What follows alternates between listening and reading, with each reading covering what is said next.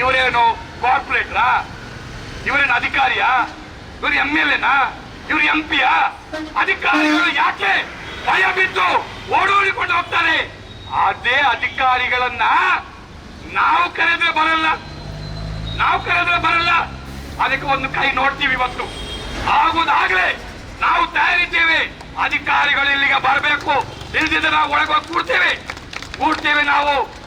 ನಾನು ಆಗ್ಲೇ ಪೊಲೀಸ್ ಅಧಿಕಾರಿಗಳಿಗೆ ಹೇಳಿ ಮಾತನ್ನ, ಅಂದ್ರೆ ಅಧಿಕಾರಿಗಳನ್ನು ಕೂಡ ಇವತ್ತು ಕೈವಶ ಮಾಡಿ ಅವರನ್ನು ಬೆದರಿಸುವ ರೀತಿಯಲ್ಲಿ ಇವತ್ತು ಕುತಂತ್ರಗಳನ್ನು ನಡೆಸ್ತಾ ಇದ್ದಾರೆ. ಆದ್ರಿಂದ ಇಂಥದಕ್ಕೆ ಯಾವುದಕ್ಕೆ ನಾವು ಮನೆಯಲ್ಲ, ಸಂಘಟನೆ ಮತ್ತು ಹೋರಾಟದ ಮೇಲೆ ನಂಬಿಕೆಯನ್ನು ಇಟ್ಟುಕೊಂಡಂತಹ ಈ ಬೀದಿ ಬದಿ ವ್ಯಾಪಾರ ಸಂಘ ನಂಬೋದು ಈ ಕೆಂಬಾವುಟವನ್ನೇ ಹೊರತು ಯಾರನ್ನಲ್ಲ. ಈ ಕೆಂಬಾವುಟಕ್ಕೆ ಆ ತಾಕತ್ತಿದೆ. ಬಡವರ ಪರವಾಗಿ ದುಡಿತಿರ್ತಕ್ಕಂಥ ಜನರ ಪರವಾಗಿ ನೆರಳಾಗಿ ಇವತ್ತು ಇಲ್ಲಿ ಮಾತ್ರ ಅಲ್ಲ, ಜಾಗತಿಕ ಮಟ್ಟದಲ್ಲಿ ಈ ಕೆಂಬಾವುಟ ದುಡಿಯುವ ವರ್ಗದ ಪರವಾಗಿ ನಿರಂತರವಾಗಿ ಕೆಲಸ ಮಾಡಿಕೊಂಡು ಬರ್ತಾ ಇದೆ. ಇವತ್ತು ಬೀದಿ ಬದಿ ವ್ಯಾಪಾರಿಗಳು ಈ ಮಂಗಳೂರಿನಲ್ಲಿ ತಲೆ ಎತ್ತಿ ಬದುಕಬೇಕಾದ್ರೆ ಇದೇ ಕೆಂಬಾವುಟ ರಕ್ಷಣೆಯನ್ನ ನೀಡಿತು ಅಂತಕ್ಕಂಥ ಸತ್ಯ ಗೊತ್ತಿರಲಿ ಬಂಧುಗಳೇ. ಆದ್ರಿಂದ ನಾನು ಇಂತಹ ಒಂದು ಅತ್ಯಂತ ಮಹತ್ವದ ಈ ಒಂದು ಬೀದಿ ಬದಿ ವ್ಯಾಪಾರಸ್ಥರ ಹೋರಾಟ ಇದೆಯಲ್ಲ, ಇದು ನ್ಯಾಯಬದ್ಧ ಹೋರಾಟ. ಹೋರಾಟದಲ್ಲಿ ನಂಬಿಕೆಯನ್ನು ಇಟ್ಕೊಂಡು ಕಾರಣಕ್ಕೂ ಸಂಡೇ ಬಜಾರನ್ನ ನೀವು ಕತ್ತು ಹಿಸುಕಿ ಸಾಯಿಸಲು ಹೊರಟ್ರೆ ಮತ್ತೆ ನಾವು ಆ ಜಾಗದಲ್ಲಿ ಕೂಡ್ತೀವಿ. ಯಾಕಂತ ಹೇಳಿದ್ರೆ ಪರ್ಯಾಯ ವ್ಯವಸ್ಥೆ ಮಾಡೋ ತನಕ ನಾವು ಕೂಡ್ತೀವಿ. ನೀವೇನ್ ಹೇಳಿದ್ರಿ, ಅವರು ಮೈಸೂರಿನವರು, ಅವರು ಬೆಂಗಳೂರಿನವರು, ಅವರು ಮಂಡ್ಯದವರು ಅಲ್ಲೇ, ಇವರು ಎಲ್ಲಿ ಯಾವ ಜನ ಇವರು? ನಾವು ಭಾರತೀಯರು ಅಂತ ಹೇಳ್ತೀವಿ, ಹೌದಾನೆ? ನಾವು ಭಾರತೀಯರು. ನಾವು ಮಂಗಳೂರಿನ ಜನ, ಎಷ್ಟೋ ಜನ ಬದುಕನ್ನ ಕಟ್ಟಿಕೊಳ್ಳಿಕ್ಕೆ ಮುಂಬೈ ಸಿಟಿಯಲ್ಲಿದ್ದಾರೆ, ದೆಹಲಿಯಲ್ಲಿದ್ದಾರೆ, ಇನ್ನಿತರ ನಗರಗಳಲ್ಲಿದ್ದಾರೆ, ಬೆಂಗಳೂರಿನಲ್ಲಿದ್ದಾರೆ, ಮೈಸೂರಿನಲ್ಲಿದ್ದಾರೆ. ಮಂಗಳೂರಿನವರು ಬದುಕನ್ನ ಕಟ್ಟಿಕೊಳ್ಳಿಕ್ಕೆ ಅಂತದ್ರಲ್ಲಿ ಮೈಸೂರಿನವರು, ಬೆಂಗಳೂರಿನವರು ಮಂಗಳೂರಿಗೆ ಬರಬಾರ್ದು ಅಂತ ಹೇಳಲಿಕ್ಕೆ ಇವರು ಯಾರು? ಇದು ಗೊತ್ತಿರಲಿ. ಆದ್ರಿಂದ ಇಂಥ ಹಲವಾರು ಅಪಪ್ರಚಾರಗಳನ್ನ ಪ್ರತಿಯೊಂದಕ್ಕೂ ನಾವು 16 ವರ್ಷದಿಂದ ನಾವು ಉತ್ತರ ಕೊಡ್ತಾ ಬಂದಿದ್ದೇವೆ. ಸತ್ಯ ಮಂಗಳೂರಿನ ಜನತೆ ಗೊತ್ತಿದೆ. ಸಂಡೆ ಬಜಾರ್ನಲ್ಲಿ ಇರ್ತಕ್ಕಂಥ ನಮ್ಮ ಬಡಪಾಯಿ ಬೀದಿ ಬದಿ ವ್ಯಾಪಾರಸ್ಥರು ಅಥವಾ ಬದುಕನ್ನ ಕಟ್ಟಿಕೊಳ್ಳಿಕ್ಕೆ ಬೇರೆ ಬೇರೆ ಊರುಗಳಿಂದ ಅಥವಾ ಮಂಗಳೂರಿನವರ ಸಮಸ್ತ ಕಾರ್ಮಿಕ ವರ್ಗ ನಿಮ್ ಜೊತೆ ಇದೆ. ಯಾವ ಸಮುದಾಯನೂ ನಿಮ್ಮ ಬೆಂಗಾವಲಿಗಿದೆ. ನೆನಪಿದೆ, ನಿಮ್ಮ ಬೆಂಗಾವಲಿಗಿದೆ. ಯಾರೇ ನಿಮ್ಮನ್ನ ತಡೆಯಲಿಕ್ಕೆ ಬಂದ್ರು ನಿಮ್ ಜೊತೆ ದಕ್ಷಿಣ ಕನ್ನಡ ಜಿಲ್ಲೆಯ ಜನ ಒಂದಾಗಿ ನಿಲ್ತಾರೆ. ಇಂಕ್ವಿಲಾಬ್ ಜಿಂದಾಬಾದ್, CITU ಜಿಂದಾಬಾದ್. ಇಲ್ಲಿ ಸೇರಿರ್ತಕ್ಕಂಥ ಎಲ್ಲ ನನ್ನ ಪ್ರೀತಿಯ ಬೀದಿ ಬದಿ ವ್ಯಾಪಾರಸ್ಥ ಬಂಧುಗಳೇ, ನಾಗರಿಕ ಬಾಂಧವರೇ, ಈಗಾಗಲೇ ಸುನಿಲ್ ಕುಮಾರ್ ಬಜಾಲ್ ಅವರು ಅನೇಕ ವಿಚಾರಗಳನ್ನ ಉಲ್ಲೇಖ ಮಾಡಿ ಮಾತಾಡಿದ್ದಾರೆ. ಈ ಪ್ರತಿಭಟನೆ ಮಾಡುವಂತ ಸಂದರ್ಭದಲ್ಲಿ ನಾವೊಂದು ತೀರ್ಮಾನವನ್ನ ಮಾಡಿದ್ದೇವೆ. ಏನ್ ತೀರ್ಮಾನ ಅಂತ ಹೇಳಿದ್ರೆ, ನಾವು ಅವರಾಗೆ ಕ್ಯಾಮರಾ ಇಟ್ಕೊಂಡು ಅಧಿಕಾರಿಗಳನ್ನ ಕರೆಸಿ ಅಧಿಕಾರಿಗಳನ್ನ ಗಂಟೆಗಟ್ಟಲೆ ರಸ್ತೆಯಲ್ಲಿ ತಡೆದು ನಿಂತು ಅನಗತ್ಯವಾದಂತೆ ಅವರಿಗೆ ನಮ್ಮ ನ್ಯಾಯಯುತವಾದಂತ ಬೇಡಿಕೆಗಳನ್ನ ಮಾತ್ರ ಹೇಳಿ ಅವರನ್ನ ಮತ್ತೆ ನಾವು ವಾಪಸ್ ಕಳಿಸ್ತೇವೆ. ಇದನ್ನು ಯಾಕೆ ನಾನು ಹೇಳ್ತಾ ಇದ್ದೇನೆ ಅಂತ ಹೇಳಿದ್ರೆ, ಈ ದಕ್ಷಿಣ ಕನ್ನಡ ಜಿಲ್ಲೆಯ ಮಂಗಳೂರು ನಗರದಲ್ಲಿ ಕಳೆದ ಅನೇಕ ದಿನಗಳಿಂದ ಬೀದಿ ಬದಿ ವ್ಯಾಪಾರಸ್ಥರ ಮೇಲೆ ವ್ಯಥಾ ಆರೋಪಗಳನ್ನ ಮಾಡಿ ಅವರನ್ನ ಒಂದು ರೀತಿಯಲ್ಲಿ ಕ್ರಿಮಿನಲ್ಗಳಂತೆ ಬಿಂಬಿಸ್ತಕ್ಕಂಥ, ಅವರನ್ನ ಒಂದು ಅವಮಾನ ಮಾಡತಕ್ಕಂಥ ಒಂದು ವಿಚಾರಗಳನ್ನ ಇವತ್ತು ಸಾಮಾಜಿಕ ಜಾಲತಾಣದಲ್ಲಿ ಹರಿಯಬಿಟ್ಟು ಅದರ ಮೂಲಕ ಇವತ್ತು ಸಂತೋಷ ಪಡ್ತಕ್ಕಂಥ ಕೆಲವು ವಿಘ್ನ ಸಂತೋಷಿಗಳಿಗೆ ಈ ಒಂದು ಪ್ರತಿಭಟನೆಯ ಮೂಲಕ ಒಂದು ಸರಿಯಾದ ಎಚ್ಚರಿಕೆಯನ್ನ ನಾವು ಕೊಡ್ತಾ ಇದ್ದೀವಿ ಎನ್ನುವಂತ ಮಾತನ್ನ ನಾನು ಮೊದಲಿಗೆ ಹೇಳಿಕೆ ಬಯಸ್ತೇನೆ. ಬೀದಿ ಬದಿ ವ್ಯಾಪಾರಿಗಳಂದ್ರೆ ಯಾರು ಎನ್ನುವಂಥದ್ದು ಇವರಿಗೆ ಗೊತ್ತಿರಬೇಕು. ಬೀದಿ ಬದಿ ವ್ಯಾಪಾರಿಗಳಂದ್ರೆ ಅನಕ್ಷರಸ್ಥರು, ಯಾವುದೇ ವಿದ್ಯಾಭ್ಯಾಸ ಇಲ್ಲದವರು, ಯಾವುದೇ ಕೌಶಲ್ಯ ಇಲ್ಲದಂತಹ ಬಡವರಾಗಿದ್ದಾರೆ ಬೀದಿ ಬದಿ ವ್ಯಾಪಾರಿಗಳು. ಬದುಕಲಿಕ್ಕೆ ಬೇರೆ ದಾರಿ ಕಾಣದೆ ಬೀದಿಯಲ್ಲಿ ಕೆಲವು ವಸ್ತುಗಳನ್ನ ಮಾರಾಟ ಮಾಡಿ ಜೀವನ ನಡೆಸ್ತಕ್ಕಂಥವರಿಗೆ ಹೇಳ್ತಕ್ಕಂಥದ್ದು ಬೀದಿ ವ್ಯಾಪಾರಿ ಅಂತ. ಇವತ್ತು ಏನ್ ಹೇಳ್ತಾರೆ, ಬೀದಿ ವ್ಯಾಪಾರ ಇಲ್ಲದಾಗಬೇಕು, ಬೀದಿ ವ್ಯಾಪಾರದಿಂದ ಮಂಗಳೂರು ನಗರದ ಸ್ವಚ್ಛತೆ ಕೆಟ್ಟು ಹೋಗಿದೆ, ಮಂಗಳೂರು ನಗರದ ಅಂದ ಚಂದ ಸುಂದರೀಕರಣಕ್ಕೆ ಅಡ್ಡಿಯಾಗಿದೆ ಅನ್ನುವಂಥದ್ದನ್ನ ಇವತ್ತು ಪ್ರಚಾರ ಮಾಡತಕ್ಕಂಥವರಿಗೆ ನಾವು ಹೇಳ್ತಕ್ಕಂಥದ್ದು, ಮಂಗಳೂರು ನಗರದಲ್ಲಿ ಸುನಿಲ್ ಅವರು ಹೇಳಿದ್ರಲ್ಲ, ನಿನ್ನೆ ದಿನ ಏನು ಈ ಜಿಲ್ಲೆಯ ರಸ್ತೆ ಸುರಕ್ಷತಾ ಸಮಿತಿಯಲ್ಲಿ ಒಂದು ಮೀಟಿಂಗ್ ಆಯ್ತು. ಆ ಮೀಟಿಂಗ್ ಅಲ್ಲಿ ಈ ಜಿಲ್ಲೆಯ ಪ್ರಮುಖ ಅಧಿಕಾರಿಗಳಿದ್ರು. ಅಲ್ಲಿ ಬೀದಿ ವ್ಯಾಪಾರಿಗಳ ಬಗ್ಗೆ ಒಂದು ಪುಣ್ಯಾತ್ಮ ದೂರನ್ನ ಕೊಡ್ತಾರೆ. ಸ್ಟೇಟ್ ಬ್ಯಾಂಕ್ನಿಂದ ಹಂಪನಕಟ್ಟೆವರೆಗೆ ಬೀದಿ ವ್ಯಾಪಾರದಿಂದ ಜನರ ರಸ್ತೆ ಸಂಚಾರಕ್ಕೆ ತೊಂದರೆ ಆಗಿದೆ ಅಂತ ನೋಡಿ. ಮಂಗಳೂರು ಮಹಾನಗರ ಅಂತ ಹೇಳಿದ್ರೆ 60 ವಾರ್ಡುಗಳು. ಈ 60 ವಾರ್ಡ್ಗಳಲ್ಲಿ ಬೀದಿ ವ್ಯಾಪಾರಿಗಳ ಸಮಸ್ಯೆ ಇರ್ತಕ್ಕಂಥದ್ದು ಇವರಲ್ಲಿರ್ತಕ್ಕಂಥ ಕೇವಲ 2 ವಾರ್ಡ್ಗಳಲ್ಲಿ. ಈ ಕೇವಲ 2 ವಾರ್ಡ್ ಅಂದ್ರೆ ಈ ಮಹಾನಗರ ಪಾಲಿಕೆಯ 1% ಕೂಡ ಆಗುದಿಲ್ಲ. ಈ 1% ಆಗದಂತ 5% ಇಲ್ಲದಂತಹ ಸಮಸ್ಯೆಯನ್ನ ಇಡೀ ಮಂಗಳೂರು ನಗರದಲ್ಲಿ ಬೀದಿ ವ್ಯಾಪಾರಿಗಳ ಸಮಸ್ಯೆ ಎನ್ನುವಂಥದ್ದನ್ನ ಬಿಂಬಿಸ್ತಕ್ಕಂತ ಏನು ಪ್ರಯತ್ನ ಇದೆ. ಈ ಜುಜಿಬಿ 5% ಬೀದಿ ವ್ಯಾಪಾರಿಗಿರ್ತಕ್ಕಂಥ ಬೀದಿಗಳಲ್ಲಿ ಅವರಿಗೆ ಸರಿಯಾದ ವ್ಯವಸ್ಥೆಯನ್ನ ಮಾಡಿ ಕೊಡುವ ಬದಲಿಗೆ ಪ್ರತಿ ಮೀಟಿಂಗ್ ಅಲ್ಲಿ ಕೂಡ ಇದನ್ನೇ ಹೇಳ್ತಾ ಬೀದಿ ವ್ಯಾಪಾರಿಗಳ ಬಗ್ಗೆ ಒಂದು ಅವಮಾನ ಮಾಡತಕ್ಕಂತ, ಅವರನ್ನ ಅಪರಾಧಿಗಳಂತೆ ಬಿಂಬಿಸ್ತಕ್ಕಂತ ಏನು ಕೃತ್ಯ ಇದೆ, ಇದನ್ನ ಢಾಕಾ ಜಿಲ್ಲಾ ಬೀದಿ ಬದಿ ವ್ಯಾಪಾರಸ್ಥರ ಸಂಘ ಖಂಡನೆ ಮಾಡ್ತದೆ ಎನ್ನುವಂತ ಮಾತನ್ನ ನಾನು ಹೇಳಿಕೆ ಬಯಸ್ತೇನೆ. ಏನು ಬೀದಿ ವ್ಯಾಪಾರಸ್ಥರಿಗೆ ಇವತ್ತು ಅದರಲ್ಲೂ ಕೂಡ ಈ ಮಂಗಳೂರು ನಗರದಲ್ಲಿ 664 ಜನರಿಗೆ ID ಕಾರ್ಡ್ ಅನ್ನ ಕೊಟ್ಟಿದ್ದೀರಿ. 664 ಜನರಲ್ಲಿ ಮಂಗಳೂರು ಮಹಾನಗರ ಪಾಲಿಕೆಗೆ ವ್ಯಾಪ್ತಿಗೊಳಪಡುವಂತಹ ಕಂಟೋನ್ಮೆಂಟ್ ಮತ್ತು ಸೆಂಟ್ರಲ್ ಮಾರ್ಕೆಟ್ ವಾರ್ಡ್ ನಲ್ಲಿ 395 ಜನ ID ಕಾರ್ಡ್ ಹೊಂದಿರತಕ್ಕಂತ ಬೀದಿ ವ್ಯಾಪಾರಿಗಳಿದ್ದಾರೆ. ಇವತ್ತೇನು ವಿಡಿಯೋ ಮಾಡಿ ಜನರಿಗೆ ಹೇಳ್ತಕ್ಕಂಥವ್ರು ಹೇಳ್ತಾರಲ್ಲ, 98 ಜನರಿಗೆ ಅಲ್ಲಿ ಒಳಗೆ ವ್ಯವಸ್ಥೆ ಮಾಡಿದೆ. 98 ಜನ ಒಳಗೆ ವ್ಯಾಪಾರ ನೀವು ವಿಡಿಯೋ ತೋರಿಸಕ್ಕಿಂತ ಮುಂಚೆ ಅಲ್ಲಿ ಬಂದು ವ್ಯಾಪಾರ ಮಾಡಿದ್ದಾರೆ. ಅಲ್ಲಿ ವ್ಯಾಪಾರ ಮಾಡಿ ನಷ್ಟ ಅನುಭವಿಸಿದ್ದಾರೆ. ಅವತ್ತು ನಷ್ಟ ಅನುಭವಿಸಲಿಕ್ಕೆ ಮನೆಯಿಂದ ಚಿನ್ನ ಅಡವಿಟ್ಟಂತವರು ಬಡ್ಡಿದಾರರಿಂದ ಬಡ್ಡಿಗೆ ತೆಗೆದಂತ ಸಾಲವನ್ನ ಇವತ್ತಿನವರೆಗೆ ಕೂಡ ಅದನ್ನ ಮರುಪಾವತಿ ಮಾಡಲಿಕ್ಕೆ ಸಾಧ್ಯ ಆಗದಂತ ಬಡವರ ಮೇಲೆ ಮತ್ತೆ ನೀವು ಅದೇ ವ್ಯಾಪಾರ ಇಲ್ಲದಂತ ಆ ಒಂದು ಝೋನ್ನೊಳಗಡೆ ಹೋಗಿ ಅಂತ ಹೇಳಿದ್ರೆ ಯಾವ ಬೀದಿ ವ್ಯಾಪಾರಿ ಕೂಡ ಹೋಗ್ಲಿಕ್ಕೆ ತಯಾರಿಲ್ಲ ಎನ್ನುವಂತ ಮಾತನ್ನ ಈ ಸಂದರ್ಭದಲ್ಲಿ ನಾನು ಹೇಳಲಿಕ್ಕೆ ಬಯಸ್ತೀನಿ. ಈ ರೀತಿಯಾದಂತಹ ಒಂದು ಅವೈಜ್ಞಾನಿಕವಾಗಿರ್ತಕ್ಕಂತ ಒಂದು ಬೀದಿ ವ್ಯಾಪಾರ ವಲಯ ಕರ್ನಾಟಕದಲ್ಲಿ ಎಲ್ಲೂ ಇಲ್ಲ ಎನ್ನುವಂಥದ್ದನ್ನ ನಾವು ಹೇಳಿದ್ದೇವೆ. ಶಿವಮೊಗ್ಗದಲ್ಲಿ, ತುಮಕೂರಿನಲ್ಲಿ, ಹಾಸನದಲ್ಲಿ ಇರ್ತಕ್ಕಂಥ ಬೀದಿ ವ್ಯಾಪಾರ ವಲಯವನ್ನ ನೀವೊಮ್ಮೆ ತಿರುಗಿ ನೋಡ್ಬೇಕು. ಅಲ್ಲಿರ್ತಕ್ಕಂಥ ವ್ಯವಸ್ಥೆಗಳೇನು, ಒಂದೇ ಸೂರಿನಡಿ 5 ವಾರ್ಡ್ಗಳಿಗೆ ಒಂದೇ ಸೂರಿನಲ್ಲಿ ವ್ಯಾಪಾರ ಕೊಟ್ಟಿದ್ದಾರೆ.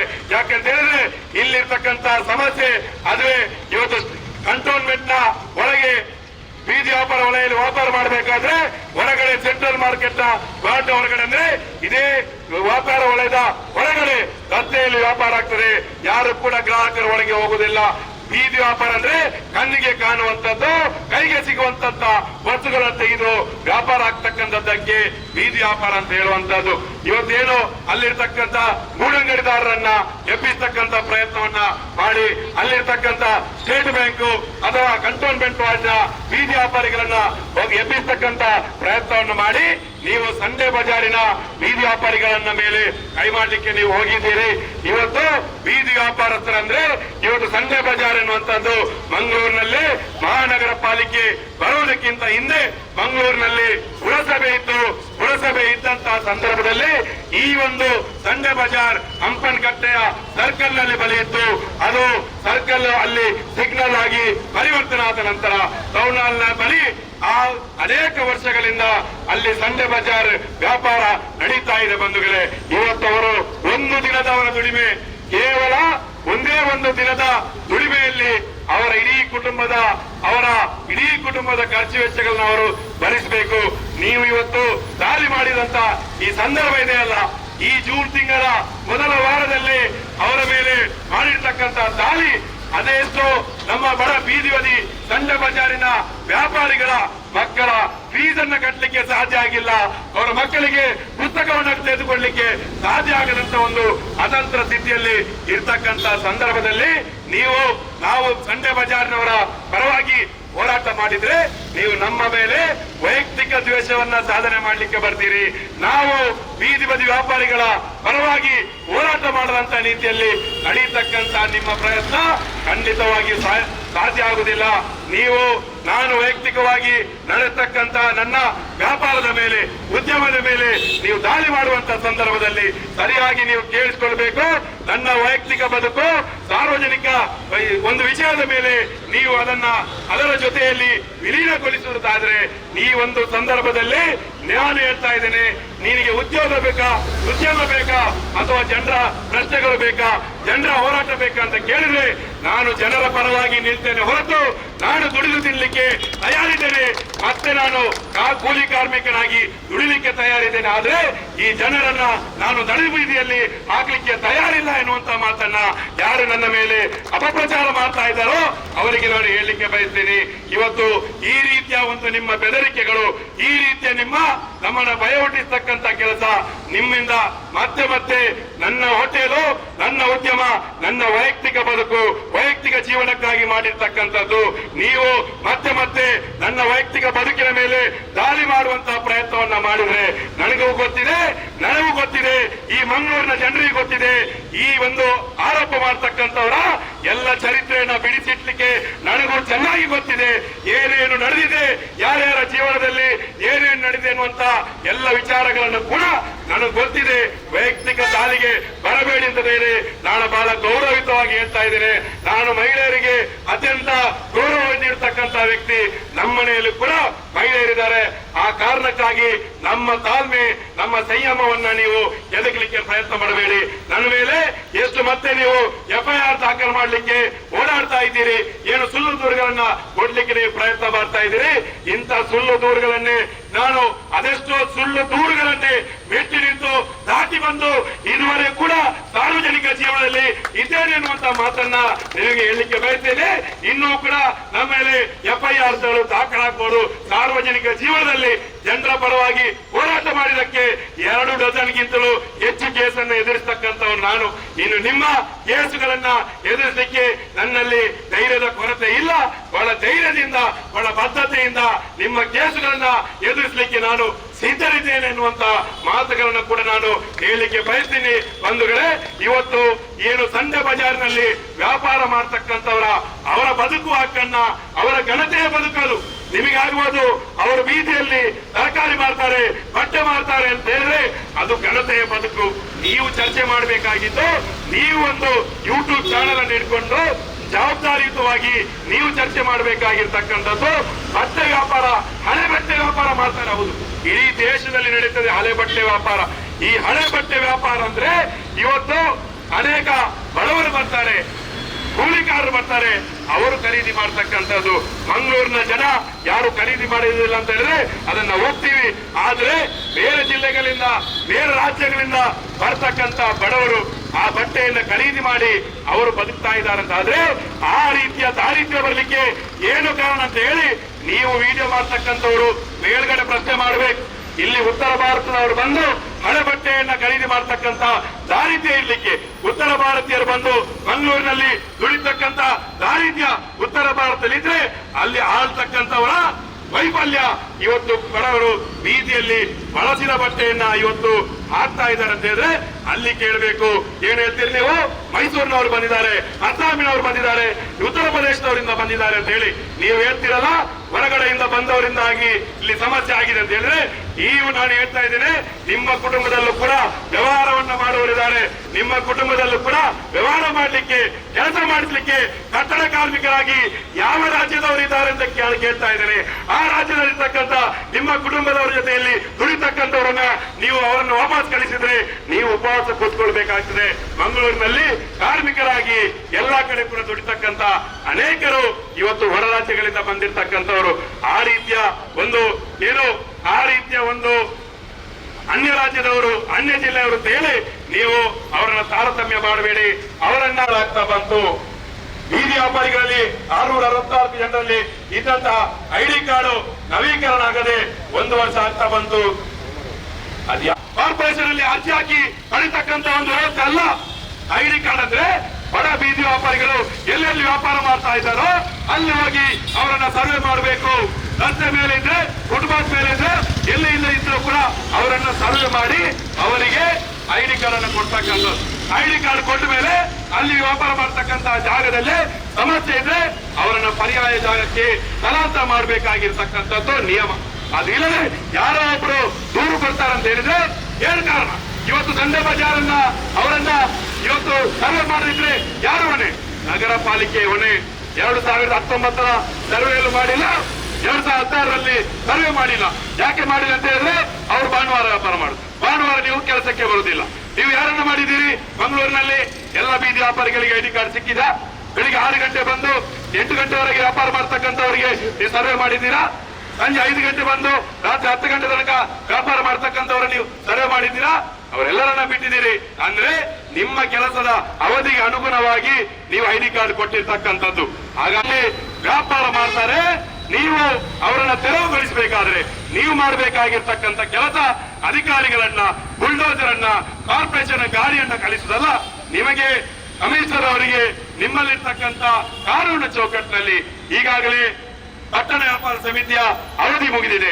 ಅವಧಿ ಮುಗಿದ್ರೆ ತಾತ್ಕಾಲಿಕ ಪಟ್ಟಣ ವ್ಯಾಪಾರ ಸಮಿತಿಗೆ ನೀವು ನಾಮಪತ್ರವನ್ನ ಸ್ವೀಕಾರ ಮಾಡಿ ಇವತ್ತು 5-6 ತಿಂಗಳಾಯ್ತು.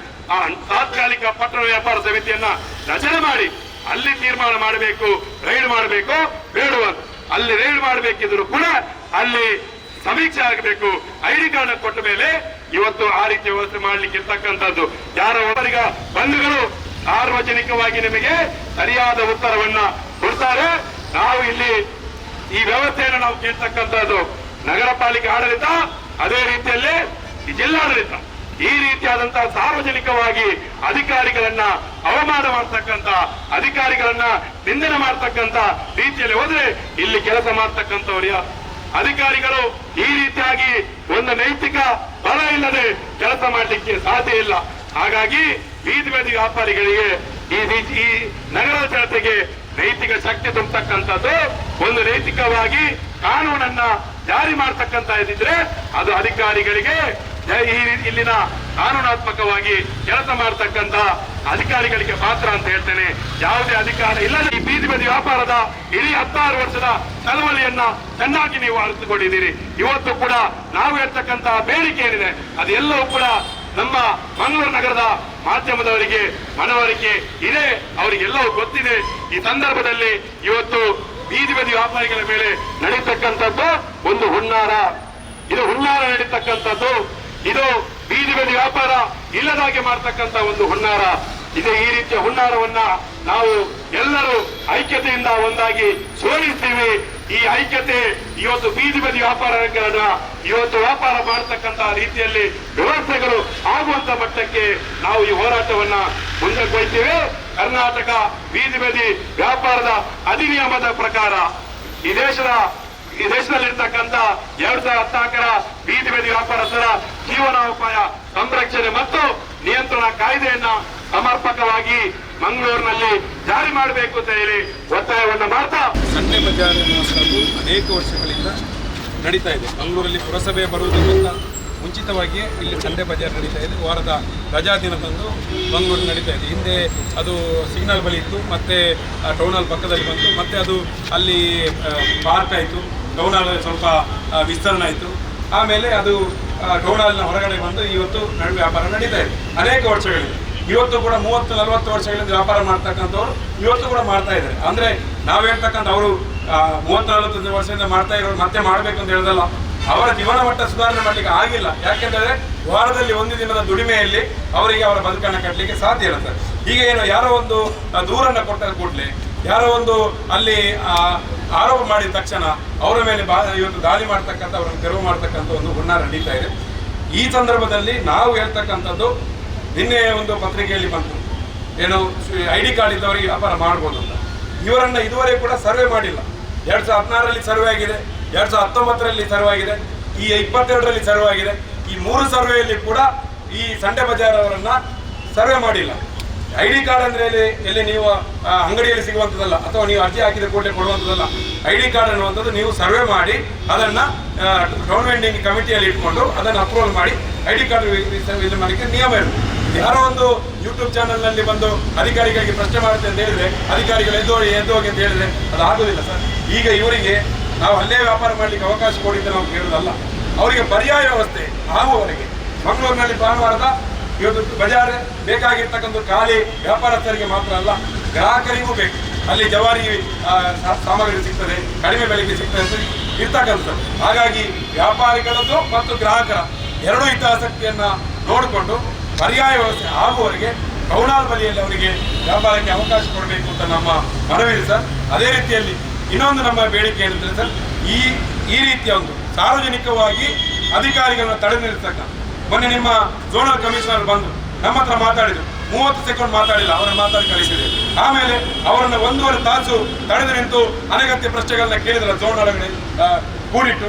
ಆ ರೀತಿದಕ್ಕೆ ನೀವು ಮಣಿಬಾರ್ದು. ನೀವು ಕಾನೂನು ಪ್ರಕಾರ ಏನಿದೆ ಅದನ್ನು ನೀವು ಮಾಡಬೇಕು.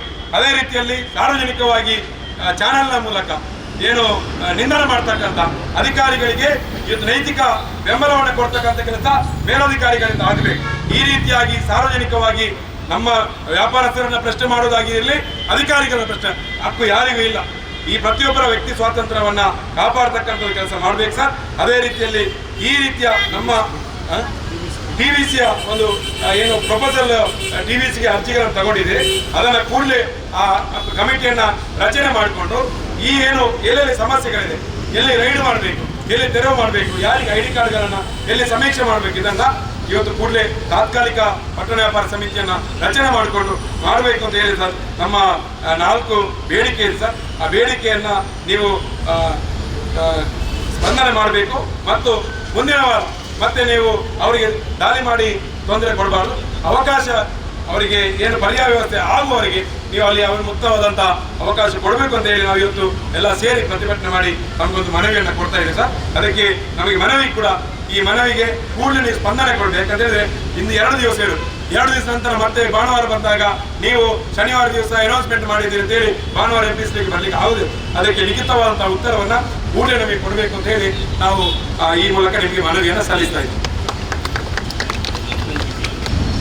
ದಕ್ಷಿಣ ಕನ್ನಡ ಜಿಲ್ಲಾ ಬೀದಿ ಬದಿ ವ್ಯಾಪಾರಸ್ಥರ ಸಂಘ ವತಿಯಿಂದ ನೀವು ನೀಡ್ತಾ ಇರುವಂಥ ಈ ಮನವಿಯನ್ನು ಮಾನ್ಯ ಆಯುಕ್ತರ ಗೌರವ ಮತ್ತು ಪರಿಶೀಲನೆ ಮಾಡಿ ಮುಂದಿನ ಕ್ರಮ ಕೈಗೊಳ್ಳುತ್ತದೆ ಅಂತ ಹೇಳ್ತಾರೆ. ನೀವೊಂದು ನಮಗೆ ರೀತಿಯ ಒಂದು ಧೈರ್ಯ ಕೊಡಬೇಕು. ಯಾಕಂದರೆ ನೀವು ಯಾರೋ ನಿಮ್ಮನ್ನು ಕರೆದದಕ್ಕೆ ನಾವು ಅತ್ಯಂತ ನೋವಿನಿಂದ ಬಂದಿದ್ದೇವೆ. ಅದು ಮಾಮೂಲಿ ಡೈಲಾಗ್ ಸರ್, ಅದು ಮಾಮೂಲಿ. ಯಾಕಂದ್ರೆ ನೀವು ಸ್ವಲ್ಪ ರಿಸ್ಕ್ ತಗೋಬೇಕು, ನೀವು ರಿಸ್ಕ್ ತಗೋಬೇಕು. ಯಾಕಂದರೆ ನಾವು ಜೀವವನ್ನು ಕೈಯಲ್ಲಿ ಇಟ್ಕೊಂಡು ಬೀದಿ ಬದಿ ವ್ಯಾಪಾರ ಮಾಡ್ತೀವಿ. ಯಾರೋ ಬಂದು ನಿಮ್ಮ ಮೇಲೆ ಅಷ್ಟು ಮಾತಾಡ್ಬೇಕು. ಯಾವುದೇ ಕಾರಣಕ್ಕೂ ಸಂಡೇ ಯಾವುದೇ ಕಾರಣಕ್ಕೂ ಕೂಡ ರೈಡ್ ಆಗಬಾರ್ದು. ನೀವು ಏನು ರೈಡ್ ಮಾಡಿದ್ರು ಇಲ್ಲಿ ಮೀಟಿಂಗ್ ಕರೆಯಿರಿ, ನಮ್ಮನ್ನ ಕರೆಯಿರಿ, ಊರಿಸಿ ನಮ್ಮನ್ನ. ರೈಡ್ ಮಾಡುವಂತದ್ದು ನಮ್ಮ ಇನ್ವೆಂಟರ್ ಅಧಿಕಾರಿ ಗಮನದಲ್ಲಿ ಇರುವುದಿಲ್ಲ. ನಾವು ಕೇಳ್ತೀವಿ ರೈಡ್ ಉಂಟಾ ಅಂತ. ನಮಗೆ ಅಧಿಕಾರಿ, ಬೀದಿ ವ್ಯಾಪಾರಿ ಅಧಿಕಾರಿ ಇವರು ಚಿತ್ತರಂಜನ್ ಇನ್ವೆಂಟರ್ ಆಫೀಸರ್, ಅವ್ರಿಗೆ ಗೊತ್ತಿರೋದಿಲ್ಲ. ಅವ್ರಿಗೆ ಕೇಳಿದ್ರೆ ಹೆಲ್ತ್ನವ್ರು ಮಾಡ್ತಾರೆ ಅಂತ ಹೇಳಿ ಹೇಳಿಕ್ಕೆ ಆಗುದಿಲ್ಲ. ಅವರ ಗಮನಕ್ಕೆ ಇರಬೇಕು.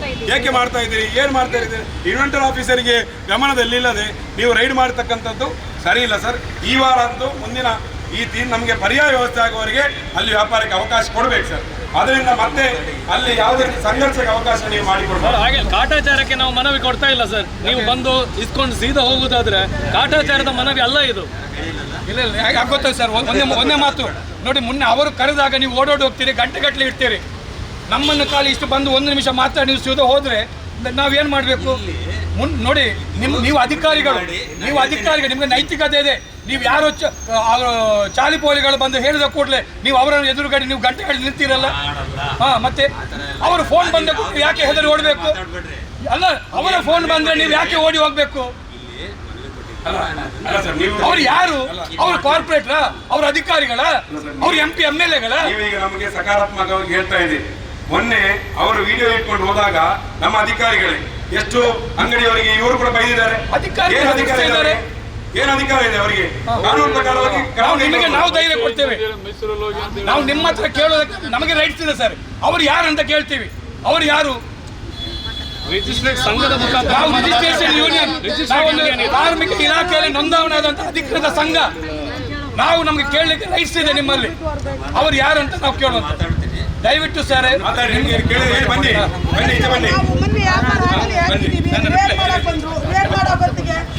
ಓಡೋಡ್ ಹೋಗಿದೆ. ಅವ್ರು ಬಂದಿದ್ದಕ್ಕೆ ನಾವು ಐಟಮ್ ಹಾಕಿ, ಇಲ್ಲಾಂದ್ರೆ ನಾವು ಬಂಡವಾಳ ಯಾರು ಹಾಕ್ತಾರೆ? ಒಟ್ಟು ಬಾಡಿಗೆಗೋಸ್ಕರ ಅದು ದುಡಿಯೋದಲ್ಲ. ಹೇಗೆ ನಾವು education ಕೊಡ್ಬೇಕು ಸರ್ ನಾವು? ಅಲ್ಲ, ನಾವು ಒಂದು ಹೊಟ್ಟೆಗೋಸ್ಕರ ನಾವು ಒಂದು ಕೆಲಸ ಮಾಡ್ತೀವಿ. ಆ ಕೆಲಸ ಮಾಡಿದ್ದು ನಾವು ಹೇಗೆ ಮಾಡುದು? ಅದೇ ಜಾಗ ಬೇಕು ನಮಗೆ ಅಂತ ನಾವು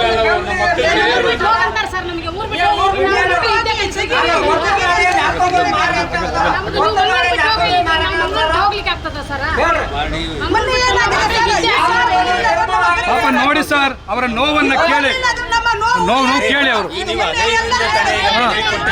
ಹೌದು, ಯಾಕಂದ್ರೆ ಅವರಿಗೆ ಪಾಪ ನಿಮ್ಮ ಹತ್ರ ಮಾತಾಡಬೇಕು, ಅಧಿಕಾರಿಗಳೆಲ್ಲ ಮಾತಾಡಬೇಕು. ಪಾಪ ಅವ್ರ ನೋವನ್ನ ಕನಿಷ್ಠ ಪಕ್ಷ ಕೇಳಿ ಸರ್. ಸರಿ ಸರ್, ನಿಮ್ಮ ಗೌರವ ಇದೆ, ಅವರ ನೋವನ್ನ ಕೇಳಿ ಅಷ್ಟೇ. ನೋವನ್ನ ಕೇಳಿ ಪಾಪ ಅವರ ನೋವು. ಹೆಣ್ಮಕ್ಕಳು ತಾಯಂದಿರಿದ್ದಾರೆ. ವ್ಯವಸ್ಥೆ ಮಾಡ್ಕೊಡಿ. ನಾವು ಅದೇ ಜಾಗ ಬೇಕು ಅಂತ ನಾವು ಕೇಳ್ತಾ ಇಲ್ಲ. ಎಲ್ಲಿನ ವ್ಯವಸ್ಥೆ ಮಾಡ್ಕೊಡಿ. ನಾವು ಎಲ್ಲಿನ ದುಡ್ಕೊಂಡು ತಿಂತೀವಿ ಒಂದು ಊಟ. ನಮಗೆ ಬೇರೆ ಕೂಲಿ ಏನ್ ಮಾಡ್ಬೇಕು? ಮಕ್ಕಳಿಗೆ ಎಲ್ಲಿ ಕಳಿಸ್ಬೇಕು ನಾವು? ಅವ್ರು ಸರ್ ಹೇಳ್ತೀರಾ ಪುನಃ ಬರೋದು, ಪುನಃ ಹೋಗೋದು, ಪುನಃ ಹೋಗೋದಾದ್ರೆ ಇದೇ ಕೆಲಸ. ಇಲ್ಲಾಂದ್ರೆ ನಮಗೆ ಜಾಗ ಕೊಡೋ ತನಕ ನಾವು ಮಾತ್ರ ಅಲ್ಲೇ ಹಾಕ್ತೀವಿ ಸರ್. ನಮಗೆ ಬೇರೆ ಕಡೆ ವ್ಯವಸ್ಥೆ ಮಾಡೋದ್ರಿಂದ ನಾವು ಅಲ್ಲೇ ಹಾಕ್ತೀವಿ. ಬೀಗ ವ್ಯಾಪಾರ ಮಾಡ್ತಾರೆ. ಬೇರೆ ಕಡೆ ಇಲ್ಲಿ ಮಾತ್ರ ಅಲ್ಲ, ಒಂದ್ಸತಿ ಅಲ್ಲಲ್ಲ ನಾವು ಇಲ್ಲಿ ಬಂದಿದ್ದು. ಎಷ್ಟು ಸತಿ ಆಗಿದೆ ನಾವು ಬಂದು. ಇಷ್ಟು ಮಾತಾಡಿದ್ರು, ಹೌದಾ? ಮಾತಾಡಿ ಮಾಡಿ ತರ್ತಾ ಇದ್ದೀನಿ. ಮತ್ತೆ ಅದನ್ನ ಮತ್ತೆ ಉದ್ದುತ್ತೀಯ ನೀವು. ಅಲ್ಲ ಸರ್, ಆ ಮೇಡಮ್ ಅಲ್ಲಿ ಎಷ್ಟು ಸರಿ ನಾನು ಸಾರಿ ಕೇಳಿದ್ದೀನಿ ತಪ್ಪನ್ನು. Okay sir, okay sir, okay sir. ನಮಗೆ ಒಂದು ಜಾಗ ಮಾಡ್ಕೊಡಿ ಅಂತ ನಾವು ಎಷ್ಟು ಸಲ ಕೇಳಿದ್ದೀವಲ್ಲ ಸರ್. ಸುದ್ದಿ ಚಾನಲ್, ಕ್ಷಣ ಕ್ಷಣದ ಸುದ್ದಿಗಾಗಿ. That's my gadget. Let's go have some fun then.